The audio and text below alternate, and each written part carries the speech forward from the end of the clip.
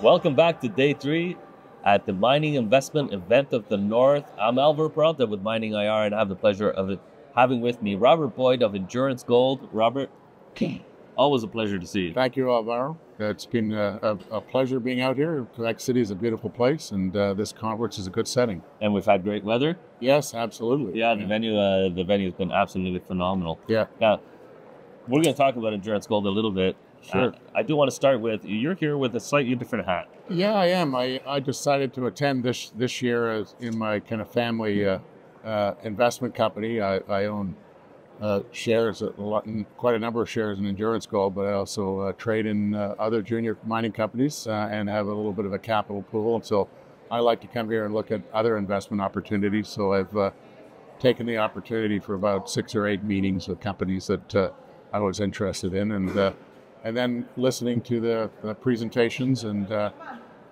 also traveled out here with my wife. So I'm taking a bit of time this afternoon to do a little bit of a tourist thing because she's never been to Quebec City. I've got some roots here, and my exploration resume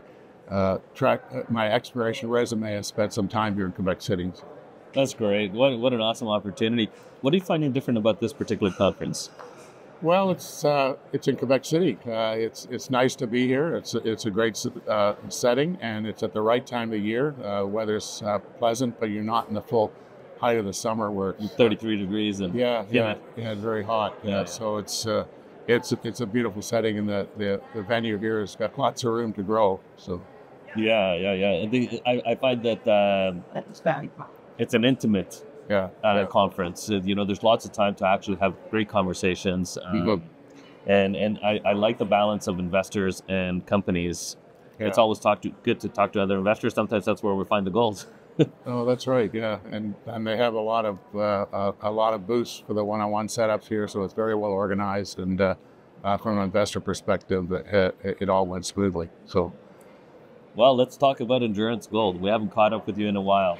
Yeah, well, as an investor, I am a 6% shareholder of Endurance Gold, so it's one of my family kind of investments, and so I'm a real keen supporter of Endurance. We've had some great success. Our prime focus, as you know, is this Reliance Gold Project that we've made a pretty significant discovery. It's about a 4-hour drive north of Vancouver, right next to the biggest historic gold producer in the province of B.C. of about 4 million ounces at 17 grams. We've discovered a new zone on a parallel structure there. We're up to have now drilled up to 82 diamond drill holes. We're just about to just waiting for the drill crews to arrive, and we'll be back drilling and spending the year drilling on that project after having raised 4 million plus the 2 million we already had. So we're in good financial shape to take the project forward and grow it even further. Of the 82 drill holes, diamond drill holes we've drilled to date, 70% of them have better than a 10 gram meter type metal content. And we don't count it in there unless it's at least a 3 meter wide intersection of at least 3.5 grams. And we've had about 50% of those have better than 50 gram meter. And again, we don't count it unless it's a good grade intersection plus 3 meters in width, and that's very consistently mineralized.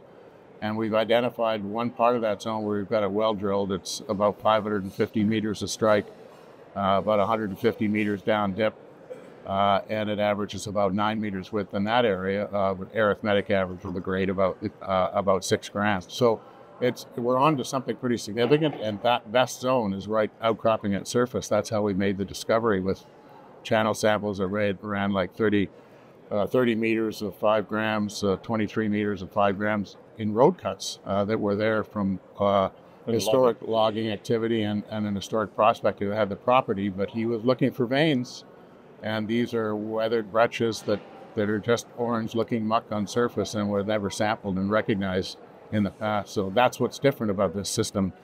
It's the same age as Bralorne, but it's not in quartz veins. It's in fine-grained cataclastite breccias and a lot of iron carbonate with it, so there's a lot of intense orange alteration over wide zones, and it's difficult to differentiate the actual alteration from the mineralizing event, which is a slightly darker colored orange. So it's pretty significant discovery, and And it has all the earmarks of a high-level orogenic gold system, the same age date, the same fluid chemistry as Bralorne, just a totally different look to it. It's not a crack and seal date.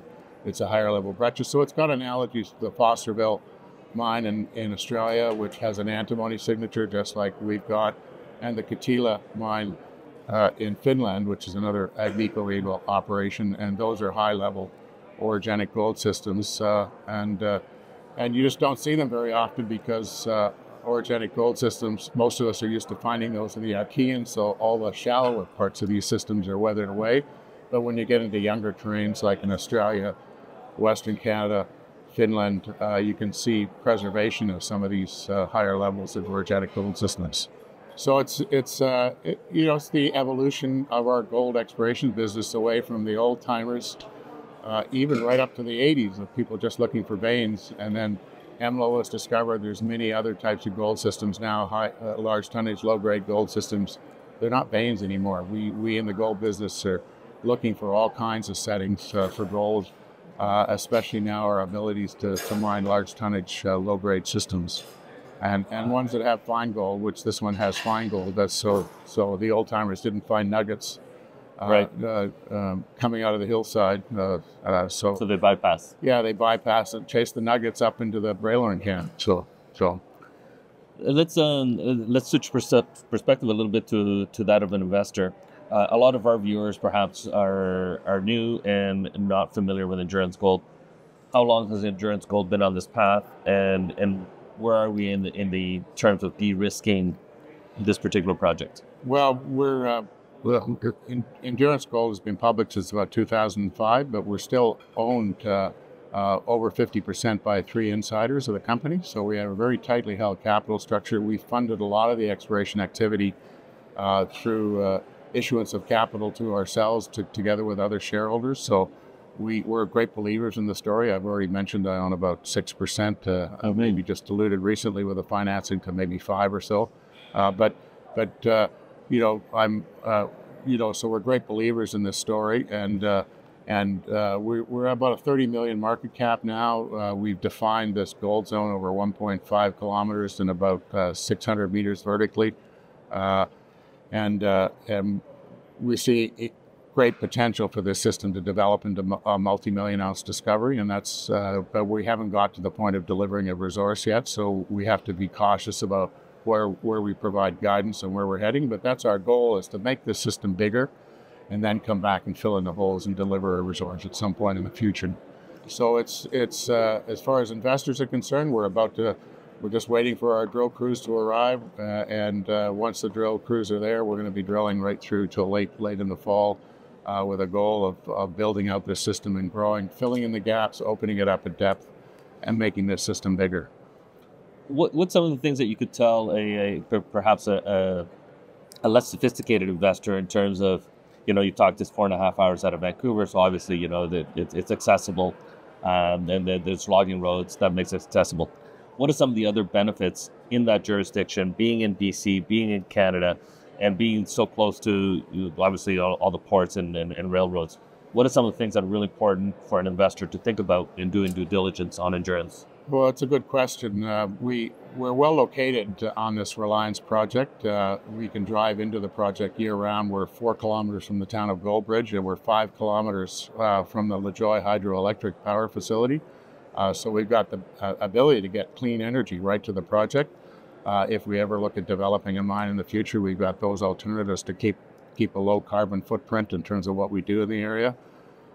This valley is part of the BC hydroelectric power facility. So not only the dam that's just up the river from us 5 kilometers, but we're sitting on a reservoir that's 55 kilometers long that's behind another hydroelectric facility. So this area is a very industrial area, lots of logging activity going on in our area. So it's part of the industrial area in BC's hinterland that we feel there's great potential to see it develop. We've tried our best to have a really good relationship with the First Nations in the area. We have an exploration agreement signed with the Rich River First Nation, Hoyston, and we have anywhere from, in a year, anywhere from 20 to 30 odd% employment from both the Bridge River Band and also the Shala First Nation through one of their contracting groups. So we're great believers in reaching out to the local communities, not only First Nation, but our local... it's such an asset to you because they know their backyard and they want to stay there as well, and that there's an opportunity for both of those things. That's right, and as long as we do things in a sensitive manner to their concerns, which is obviously the groundwater and other things like that, then as we move forward with the project, and sensitive to any cultural concerns, and if we identify them, so it's so that's the important thing, is to build those bridges and communicate well. And we feel very proud of that. And I've got a history of doing that with success here in Quebec in the past when I was at Ashton, building bridges into the First Nation community right from day one, the original prospecting on that diamond discovery that was made here. So, long before ESG was a well, I'm older in the business, but it's been through most of my executive career, which has been since I've been in the 30s. We've always been very sensitive to it, and it's an investment. It truly is. It's the right way to do that. Yeah, and I used to be with the Homestake Group, and one of our operations at the time in the early 90s was the Golden Bear Mine, and we were the first to at the time through that company build bridges into the First Nation community there, and got them participating in the road building and other activities with respect to the building of that Golden Bear Mine. So, and so that worked out very favorably. And now they're one of the most that First Nation group has developed into a scenario where they have a lot of capacity now to do mining and other things like that in BC. So it's been great to see that, and the same happened in the community of Mysticity. So we hope to see that kind of capacity building going on in the lower areas where we're working in the Bridge River Valley, and they're fortunate that they already have capacity building in lower. Because of BC Hydro and their partnerships with BC Hydro, just like the Mysticity had a really good partnerships with the James Bay hydroelectric facilities, and got a lot of capacity building there. So those really, we have the overlap effects of industry that deliver capacity to the First Nations. One of the things I've learned about you over the years, Robert, I have a lot of respect for you. Put your money where your mouth is. When shareholders come in, when investors come in, they're going to stand shoulder to shoulder with you, which is a great asset in and of its own. You also have a great combination of conservatism. You're in your own way, you're risk adverse, and at least that's what I've experienced. And you have this exploratory bug, and you have the capacity to understand when urgency is necessary. How has that played into